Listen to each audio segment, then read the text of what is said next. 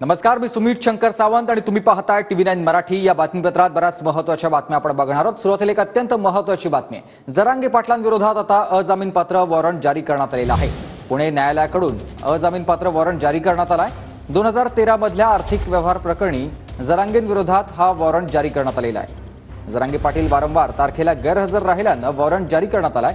धनंजय घोरपडेंनी त्यांच्या विरोधामध्ये तक्रार दाखल केलेली होती। तर ग्राफिक्सच्या माध्यमातून आपण बघूयात। 2013 मध्ये जालन्यात धनंजय घोरपडेंच्या शंभूराजे नाटकाच्या 6 प्रयोगांचं आयोजन करण्यात आलेलं होतं। तर मनोज जरांगे, अर्जुन जाधव आणि दत्ता बहिर यांच्याकडून आयोजन करण्यात आलेलं होतं। प्रत्येक प्रयोगाला 5 लाख याप्रमाणे 30 लाख रुपये देण्याचं आयोजकांनी कबूल केल्याचं त्यांनी सांगितलंय। मात्र प्रयोगाचे पूर्ण पैसे दिले नसल्याची धनंजय घोरपडे यांची तक्रार आहे। पैसे न मिळाल्यानं घोरपडेंनी कोर्टात धाव घेतली होती।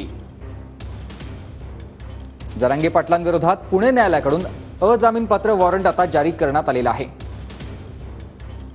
जरांगे पाटील वारंवार तारखेला गैरहजर राहिल्यानं त्यांच्या विरोधात वॉरंट जारी करण्यात आलाय।